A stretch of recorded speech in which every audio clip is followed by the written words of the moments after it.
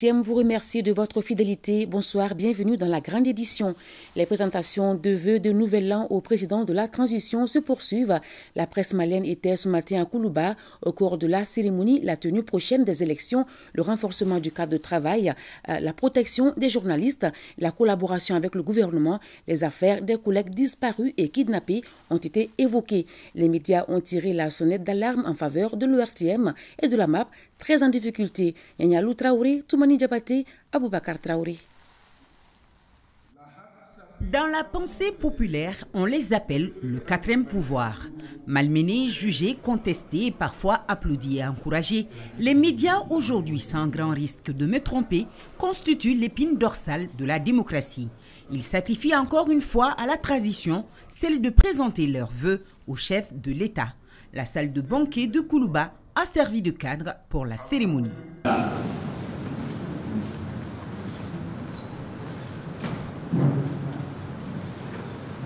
Trois discours significatifs ont mis à nu les préoccupations et les souhaits de la presse malienne. Globalement, elle se trouve mal lotie et souhaite une plus grande reconnaissance. Les organes médiatiques ont bénéficié de l'aide à la presse à partir de 1996. Le décret numéro 03-264 PRM du 7 juillet 2003 déterminant les conditions d'éligibilité, d'attribution et de gestion de l'aide publique à la presse ne détermine pas ni ne précise pas les formes d'aide indirecte, exonération, détaxation, etc. Elle ne s'adosse à aucun texte précisant la source ou le montant. La HAC a pris le pari de se donner des objectifs ambitieux parce qu'elle sait pouvoir compter sur votre soutien et votre accompagnement. Dans un souci d'efficacité et d'économie, il serait souhaitable que l'organe dispose d'un siège propre, soit par l'acquisition d'une parcelle à bâtir ou l'affectation d'un immeuble désaffecté à réhabiliter. Autre point soulevé dans les discours, la situation difficile des deux médias d'État, l'ERTM et la MAP.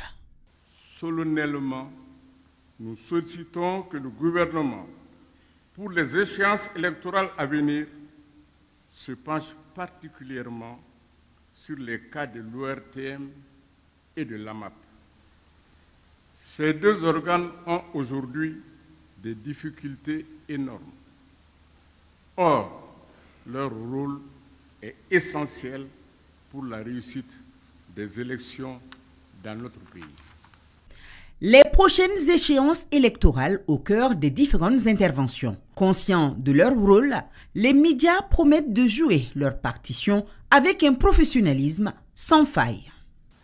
La HAC, pour relever ce défi, veillera au respect strict des textes sur la régulation par tous les médias nationaux et étrangers évoluant au Mali.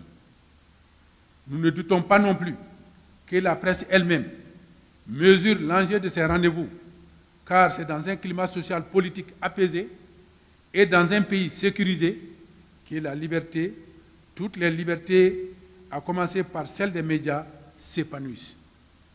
Notre objectif est de susciter l'émergence d'une presse plus professionnelle et responsable, respecter la vérité, servir en priorité les intérêts du citoyen, conserver notre indépendance à l'égard de ceux dont nous relatons l'action et fournir une information complète et équilibrée. Les présidents Danté, Koulibaly et Sidibé, soulagés, ont constaté qu'à ce jour, aucun collègue n'est emprisonné. Toutefois, de nombreuses préoccupations restent sans réponse, ajoute-t-il, notamment la suite des affaires Birama Touré, Amadou Nyambouli, Moussa Banadiko et celle du journaliste français Olivier Dubois. La résistance de nos forces de défense sur le terrain ainsi que celle du Mali sur la scène internationale ont été saluées dans les discours. Le courage, la bravoure, le sens de l'honneur et de la dignité sont dans le sang du soldat malien. Il est prouvé que ceux qui ont le pays dans le sang sont mieux à même de le protéger et pour ce faire, il leur faut des moyens adaptés à la guerre moderne. Nul ne défendra le Mali mieux que le soldat malien lui-même, car il a son pays dans le sang. Au début de ses propos, le colonel Assimi Goïta a donné la lecture qu'il fait de la fonction de journaliste. Profession qu'il voit comme un couteau à double tranchant, dont la manipulation demande une certaine exigence. L'utilité ou la nocivité de l'information dépend certainement de son orientation, de par donc leur rôle de leader d'opinion ou selon d'autres de faiseurs d'opinion. Les hommes des médias doivent en permanence contribuer à la richesse de la solution et non à l'aggravation du problème. Plus que jamais, les professionnels de l'information et de la communication doivent servir de relais pour l'ancrage des 3 grands principes qui guident désormais l'action publique en République du Mali. Il s'agit du respect de la souveraineté du Mali, du respect des choix stratégiques et des choix des partenaires opérés par le Mali, la prise en compte des intérêts vitaux du peuple malien dans les prises de décision. C'est sur ces 3 piliers que notre pays se tiendra à l'avenir pour relever les défis qui l'assaillent. Mesdames et messieurs, malheureusement, certains médias se laissent entraîner sur le terrain du sabotage et de l'instrumentalisation au détriment du vivre ensemble, de la cohésion sociale et du développement harmonieux. La vigilance doit donc être de mise pour qu'ensemble, nous réalisions l'idéal commun.